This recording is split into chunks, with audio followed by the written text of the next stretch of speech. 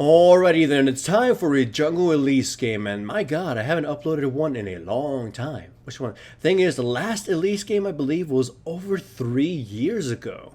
Thing is, I think of her like Dynasty Warriors, right? Every iteration is the same thing, and it plays the same way, but sometimes you just gotta play that hack and slash, right? And what I mean by that is Elise plays the same way, the same every single game, and it can get very boring. So sometimes I just don't play her at all. But sometimes she's a very methodical, very clean type of champion that she's worth picking up just so you can win. And in that case, that's why I picked her. Anyways, Zac kills Yasuo very early, and he only had blue buff, which means his red buff was open, so I go to his red buff to try to see if I can steal it. I get spotted, and now there's two wards contesting me.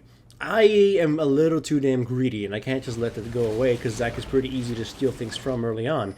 So I loop around, and I'm wasting too much time, and at this point I'm thinking, I might as well go for broke. But unfortunately, all that time wasted allows the talent to show up and the KO to show up too, although she didn't really need to be here, and I get killed.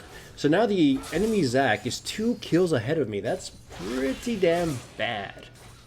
So, also my Yasuo teammate isn't the brightest, as I'll tell you, as you'll actually see throughout this game. So at first I was thinking I was going to go pure ganking, right? And this is going to showcase that.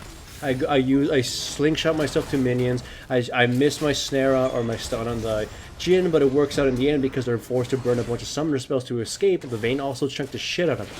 But my Yasuo teammate keeps trying to provoke the Talon and keeps dying as a result. So, or at least he's going to. This is the second death he's got because he went aggro against the Talon and the Zac showed up to kill him. So, instead of going full ganking as I thought I was going to have to be pre-game, I'm switching myself over to control. So you'll see me monopolize the Raptor vision, and you'll see me try to at least ward a little bit, but I didn't get the Tracker's Knife because, again, the Tracker's Knife is great and all, but the little burst from the blue or the extra damage from the red smite is a little too good to pass up on someone who needs to assassinate people. Anyways, this is actually a pretty important thing, even though it doesn't showcase me. The enemy team at bottom lane dives them. Braum dies, Jhin gets super greedy and just takes a shitload of free damage, but this is tying up the Zac for a long time. Just watch the announcements. I go to gank the KO. The Malzahar ults her in place, keeps her in, and she actually reacted really well with her ultimate. But since I showed up, she has no chance of escaping. But look at that, Zac finally died. That took quite a while. However, him being tied so much to that location allows me to just go in there and steal his red and then steal his chickens. And then also ward his chicken area here. So now I've gained control at least of his red side. He's got nothing to take here. Also, the Yasuo picked a fight with the Talon again and got killed, but at least it gave me a kill against the Talon. But either way, that tells you several things. Zac now has to go to his blue side to farm that part up. Right now, my teammate Sona's telling me my ultimate is up in X seconds, so I'm going to show up. I'm going to assume Zac is going to come down bottom lane. That's why I stopped my recall, so I can counter gank this. And they make it very obvious because the Braum is getting super aggro here. Look, Zac goes in, Braum goes in too, and we use Vayne as bait to lure them in. Me and Sona focus and Jhin and absolutely tear them to shreds. And then turn our attentions to Braum. This was calculated. And just rewind it if you have to. The signs were there. First, Sona told me my ultimate's almost up, so we have a really powerful tool to deal with them. Second, the Zac was forced from red to go down to blue because his farm was pretty much just taken. So now that these signs were there that Zac would probably be encouraged to gank down bottom, and then Braum getting aggro was a clear 100% showcase, especially considering that Vayne would normally tear them to shreds. It was a huge showcase that the gank was coming, so we easily just prepped for it. We saw it coming, we reacted properly, and killed it. Also, then my bottom lane and my side view saw we killed the Talon and the Zac as they came back mid. So right now, me and bottom lane are taking full control of this game so far. I'm doing my best to make sure to keep track of both Zac and the Talon, make sure they stay away for participating in any full-blown fights. Because right now I'm assuming my Vayne teammate is going to be the most important character in our team. If she can win, if she can dominate, then of course the game should be in the bag. Malzahar is pretty much going to be used as a CC bot at this point because it seems a lot of it what the enemy team can do, which is probably nullify him. Like if the Kale's not gonna stop all his damage, then Zac and Braum might accidentally stop his ultimate at some point or whatever. So Malzahar has been relegated to a CC bot, right? Yasuo, all Yasuo can do is best. That's what he can do. So either way, as you can see, just going globetrotting at this point, making sure my teammates at least stabilize. We can't let anybody on the enemy team get too super fed. If the Zac gets fed, whatever. If the Talon gets super fed, he might just alone destroy the Vayne before we get to do anything. So he has to. The Talon is the most important character I need to keep down. I mean, Jhin, I alone could possibly kill him, and the Kayle, she could probably be kited and ignored. So yeah, Talon is who we gotta focus down, and Vayne is who I gotta keep safe. Now, remember what I was talking about, that Elise is very one note. She's very one note in how she plays. You know, spam your stun, you stun somebody, leap in, assassinate them, Bob's your uncle. That's all she does, and that can get very, very boring. It doesn't mean she's bad. In fact, sometimes being super simple in how you do your things is a pretty damn good thing. She's got a lot of great boons, you know, the lifesteal, the control, the shooter range mode, and all those having 6 abilities kind of thing. All of that is good. She's probably one of the best in jungle clearing in this entire damn game. So she's got a lot of benefits. It's just a very simple gameplay, makes you not want to play her, or at least makes me not want to play her. Anyways, right now we're just sort of trying to control this space. Red in top lane is pretty much bearing at this point. We're not really doing anything up there. You'll see Kayle farm it up and then leave or something, but pretty much I'm mostly abandoning that lane right now. Either way, since we caught Talon and killed them, the enemy team is forced to surrender bottom lane, so we start pushing up ahead. We're keeping our distance away from the Zac because he might be the only one who can catch the Vayne. But if we can control him or stop his initiation, and Vayne can reposition herself, and then there's nobody that can catch her. Except, you know, a Flash, Talon, or something. For the most part, she's rather safe. This is one of those games where, you know, technically we haven't won yet, but it seems as long as my team plays their parts correctly, the enemy team should stand basically no chance. So that in itself makes the Yasuo a big liability. Our Vayne is just super huge, we have the means of controlling characters, and then we can screw up like this. Anyways, Zac goes in, I missed my E because I thought Jhin wasn't going to get stunned here, and then I thought he was going to go backwards too, so I kind of screwed up my E on him. I still kill him, but that was ridiculously messy on my part. Still, fortunately for me, they completely fucking ignore the Vayne, and she just tears him a new asshole, so... the Braum's gonna get to live thanks to the Zac sacrifice. So yeah, that was poorly fought on my part, but the enemy team completely fucked up and ignored the shit out of the Vayne.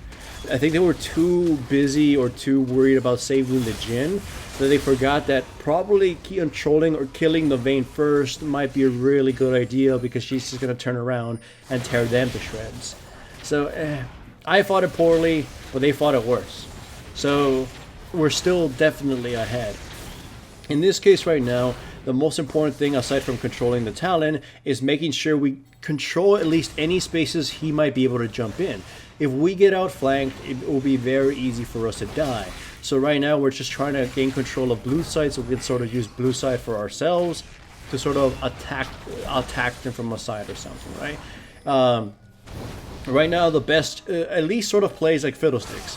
Right, and then you sort of wait in the sidelines and wait for your opportunity to shoot someone with an E, and then you all pounce in and go in. In this case, we caught the Zac, and we don't actually kill him. He survives by the skin of his foreskin, and the rest of us sort of just have to back off. Kayle's going to show up right now and just kind of accomplish nothing because she got here a little bit too late. And then we catch the Braum and kill him. So technically, we came out ahead of this slowly.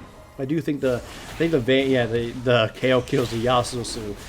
yeah, I don't think the Yasuo is really worth anything at this point, so meh.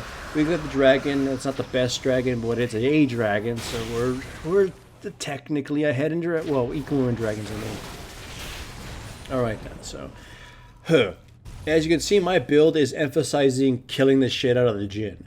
I'm taking Abyssal Scepter, Rylai's Crystal Scepter, and the Runic Echoes. Ever since the Runic Echoes has come out, Elise's ability to absolutely shit wreck on somebody has become immense. Not really tanks or anything, but mostly somebody squishy. So her assassination powers have become a lot better.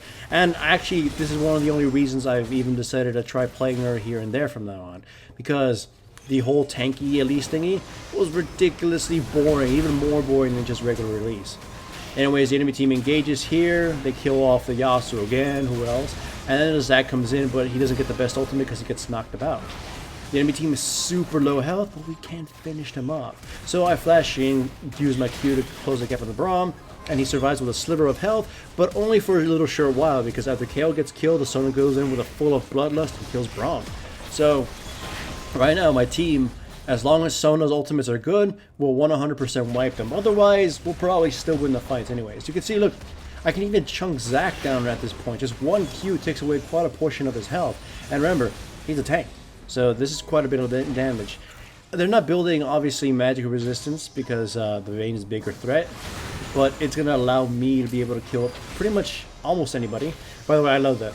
I just tossed a shitter kind of E because he was invisible. I didn't know if it was going to hit him, and it hit him.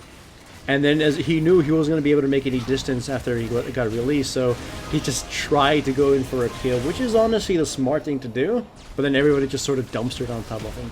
And as you can see, we caught Braum, we killed him, and we gained control of the mid inhibitor. So it's just a progressive little dredge to try to finish them off. Like I said, as long as the pivotal chess pieces of my team play their parts correctly, we shouldn't lose. Right now, Sona, me, and the Vayne are exceedingly important. Well, me and Malzahar kind of have the equal kind of job. As long as one of us grabs somebody on the enemy team that either A, could control the Vayne, or 2, we got a kill, we'll win. Better yet, if I get one and he gets the other. Essentially what I've just meant by that is, if Malzahar can control the Zac, in order to stop him from grabbing onto the Vayne and sticking on her and controlling her, or if we can just absolutely blow up the talent of the Jhin, we shouldn't lose. Here, the Braum gets a little too overzealous defending the turret, and he ends up getting left behind and gets killed, which unfortunately for his team allows us to push pretty much unfettered. There's nothing they can do now. If the Braum had stayed alive, maybe he could have tried some sort of to engage there or something, but because of his death, he pretty much kind of screwed them. He didn't want to, but he did. Now it's just sort of, putting the last nail in the coffin. Right now, this is what I mean. The Zac is gonna jump in to initiate. I stun him. He doesn't get a good ultimate off right here, and thus the Vayne is allowed to just freely blast away. Again, all the members who had to do the jobs did their jobs perfectly, and we were able to let the Vayne absolutely shit-wreck the enemy team. And with that, we basically win. Well, almost win. Right now, I'm just trying to kill this Nexus, and then we win. Hooray for my team. Hooray for Elise. Hooray for Sona and Vayne for doing their jobs. And hooray for Malzahar. Poor Yasuo.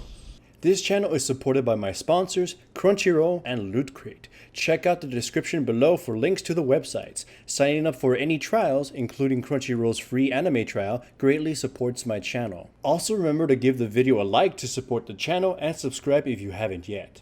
I've also made a Patreon now, and if you wish to support me through that medium, then I welcome it.